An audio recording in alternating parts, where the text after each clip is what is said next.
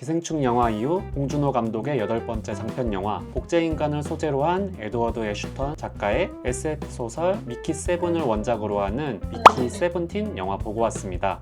영화에 대한 스포일러가 있다는 점 참고해 주시고 영화에 대한 저의 생각을 직접 그림 그리면서 감상평 이야기 해보도록 하겠습니다. 그래서 이 영화에 대한 저의 한 줄 평은 블록버스터의 탈을 쓴 블랙 코미디 영화였습니다. 기존의 SF 블록버스터와는 다르게 블랙 코미디 요소가 강했고 특유의 인간 사회에 대한 통찰과 철학적인 질문들이 가득한 봉준호 스타일의 연출과 메시지가 가득했던 영화였습니다. 먼저 영화의 줄거리로는 인류의 새로운 정착지를 개척하기 위해 니플하임이라는 행성으로 떠나는 식민지 개척 프로젝트를 중심으로 진행이 됩니다. 과거 친구 티모와 함께 차린 마카롱 가게가 쫄딱 망해서 거액의 빚을 지고 못 갚으면 죽이겠다는 사채업자를 피해 지구를 떠날 수밖에 없었던 주인공 미키는 식민지 개척 프로젝트를 총괄하는 정치인 마셜의 얼음행성 개척단에서 위험한 일을 도맡고 죽으면 다시 프린트되는 익스펜더블로 지원하게 되고 그는 우주선 안에서 소모품처럼 취급되면서 일을 하다가 죽고 또다시 새롭게 복제되기를 반복합니다. 즉 같은 인격과 기억을 가진 새로운 미키가 계속해서 등장을 하게 됩니다. 얼음행성 니프라임에 도착한 후 생명이 살아갈 수 있는 곳인지 탐험을 하던 미키 세븐틴은 이곳의 토착 생명체인 크리퍼와 만난 후 죽을 위기에서 돌아와 보니 이미 미키 18이 프린트된 상황. 사실 행성당 한 명만 허용된 익스펜더블이 분리된 멀티플이라는 상황에서 둘 중에 하나는 죽어야 되는 현실 속에 미키 세븐틴과 미키 18이 공존해야 하는 독특한 상황을 통해 과연 인간의 정체성은 어디까지 유효한가 라는 질문을 던지며 이야기가 전개됩니다. 이 영화를 관람하기 전 제가 가장 기대했던 포인트는 첫 번째, 봉준호 감독이 만드는 인간 냄새 가득한 SF 영화는 이었습니다. 멜로 영화는 아니지만 첫 번째 러브스토리 놓치고 싶지 않았다는 감독님의 인터뷰 말씀이 있으셨는데요. 이전 작품들에서 주로 다루지 않았던 주제를 다루는 만큼 감독님만의 SF는 과연 어떨지 굉장히 궁금했습니다. 그리고 두 번째, 봉준호 감독과 합을 맞춘 배우들의 연기는 로버트 패틴슨, 마크 로팔로, 토니 콜렛, 스티븐 연 등 감독님 작품 중 처음으로 한국어가 나오지 않는 외국 영화인 만큼 봉준호 감독님 특유의 언어적 유희나 연출 스타일을 외국 배우들이 어떻게 맛깔나게 살릴까 굉장히 궁금했고요. 마지막으로 왜 영화는 미키 세븐틴이 되었나 였습니다. 원작 미키 세븐에서 주인공 미키가 8번 프린트되는 과정을 거쳤는데 왜 영화에서는 무려 10번을 더 프린트되었는지, 설국열차에 이어서 원작을 또 어떤 기발한 방법으로 각색하고 연출했는지 기대를 하고 보았습니다.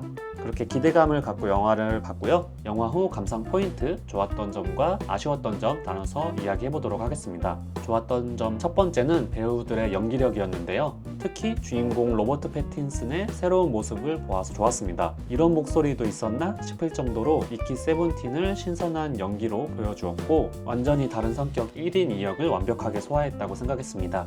마셜 역의 마크 로폴로 또한 명불허전이었는데요. 허영심 가득하고 우스꽝스러운 통치자의 모습을 완벽한 연기력을 선보이면서 극을 잘 이끌어 나갔습니다. 일파 역의 토니 콜렛도 굉장히 인상적이었는데요. 특히 마지막에 미키와 마주 보면서 보여줬던 연기에서 절제하면서도 감정적으로 임팩트 있는 캐릭터를 완성을 했다고 생각합니다. 다음 탐사대의 보안 요원이자 미키의 연인이었던 나샤 역의 나오미 에키도 인상적이었는데요. 사실 저는 나샤가 처음 나왔을 때 미키와 너무 바로 사랑에 빠지고 무조건적인 사랑을 보여줘서 영화 초반에 나왔던 사채업자가 미키에게 네가 어디로 가든 꼭 찾아가겠다고 그렇게 협박을 하는 장면이 나왔는데 그 장면을 보고 나서 이렇게 사랑에 빠지는 모습을 보니까 저는 오히려 이제 그 일당의 무리인 줄 알고 미키를 감시하기 위해서, 그래서 나중에 미키를 위험에 빠뜨리는 역할이겠다라고 생각을 해서 이게 반전 요소구나 라고 속으로 생각을 했었는데 그런 건 전혀 없었고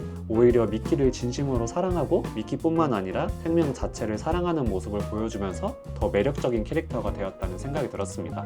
미키의 얄미운 친구였던 티모 역의 스티븐 연도 이런 깐죽거리는 역할도 굉장히 잘 소화하는구나, 볼 때마다 진짜 때려주고 싶다라는 생각이 잘 많이 들었었고 배우들 모두가 감독님이 원하는 그러한 모습들을 훌륭하게 보여줬다고 생각을 합니다. 그 다음 좋았던 점은 이전에 보지 못한 기묘한 SF, 블랙 코미디적 요소가 좋았습니다. 미키가 프린트되는 상황에서 마치 종이가 출력되는 듯한 디테일한 연출을 보여주면서 점점 미키를 하나의 인간이 아닌 정말 소모품 종이처럼 대하는 승무원들의 태도가 굉장히 인상적이었고요. 독재자 마셜도 감독님은 본인은 인터뷰에서 의도하지 않았다고 말씀하셨지만 자꾸만 누구가 생각나는 묘하게 현실적인 풍자 요소를 보여줘서 더 몰입감 있게 보았던 것 같습니다. 감독님만의 맛깔나는 대사도 인상적이었는데요. 영화 중반에 마셜과 함께 식사를 하는 그러한 이벤트를 하는 장면이 나왔는데 주인공인 미키와 젊고 이모도 훌륭한 카이라는 대원이 함께 식사를 하는 장면이 나옵니다. 그 장면에서 마셜과 그의 부인인 일파가 카이에게 그녀를 칭찬을 하면서 조금 선을 넘는 대사를 뱉는데요. 가임기 여성이라는 단어를 내뱉는 등 자기들이 행성의 후손을 만드는 과정에서 인류 번성에 기여를 하라는 굉장히 오해를 살 만한 발언을 서슴없이 뱉는 장면이 나오는데 그녀가 이제 내가 자궁으로 보이냐 반박을 하는 대사가 굉장히 인상적이었습니다. 그리고 저는 영화를 온전히 즐기기 위해서 예고편도 하나도 안 보고 갔었는데 영화 중간에 나오는 크리퍼들의 존재도 아예 몰랐어요. 그래서 영화를 보면서 그들의 등장에 놀래고 그 등장과는 다른 그들의 행동이 예상외로 너무 귀여웠던 것 같습니다. 특히 마지막 크리퍼들이 이동하는 장면은 장관이다라는 생각이 들 정도로 굉장히 압도적인 장면이었고 아이맥스로 봤다면 더 좋았겠다라는 생각이 들었습니다. 그 다음 세 번째 좋았던 점은 기묘한 정체성의 충돌이었는데요. 미성숙한 청소년을 상징하는 미키 세븐틴과 거칠고 성숙한 성인을 상징하는 미키 에이틴이 처음에는 서로 투닥거리지만 결국 공존을 선택하면서 벌어지는 심리적 갈등이 굉장히 재미있었습니다. 멀티플이 된 상황 속에서 미키에게 호감이 있었던 나샤와 카이가 각자 미키 에이틴과 세븐틴을 선택하는 장면을 통해서 미키 세븐틴과 에이틴의 서로 다른 가치관을 상징적으로 표현한 연출도 좋았고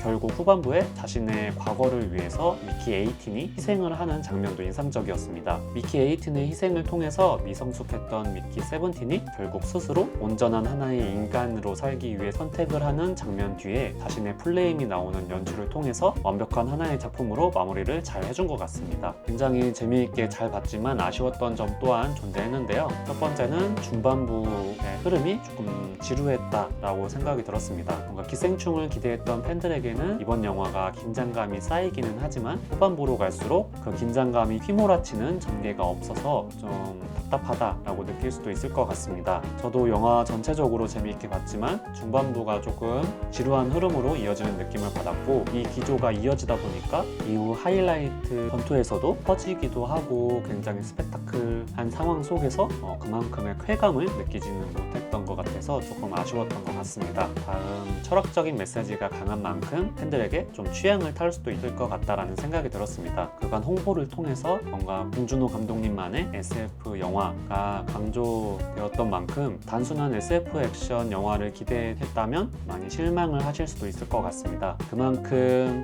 봉준호 감독님만의 생각이 굉장히 많이 들어있던 영화였고 설국열차처럼 풍자적인 요소가 강한데 이걸 좋아하는 사람과 아닌 사람으로 좀 갈리는 영화가 되지 않을까라는 생각이 들었습니다. 이 영화에 대한 저의 추천 평점은 5점 만점에 4점으로 봉준호 감독님 특유의 철학적인 질문과 블랙 코미디적 SF가 잘 어우러진 작품이었습니다. 영화를 보고 나니 원작 소설도 읽고 싶어지더라고요. 그래서 여러분들도 원작과 영화만의 차이점은 또 무엇이 있는지 감상을 하시면 좋을 것 같고요. 네, 이렇게 그림도 완성이 됐습니다. 영화 어떻게 보셨는지 댓글로 의견 남겨주세요. 그럼 안녕.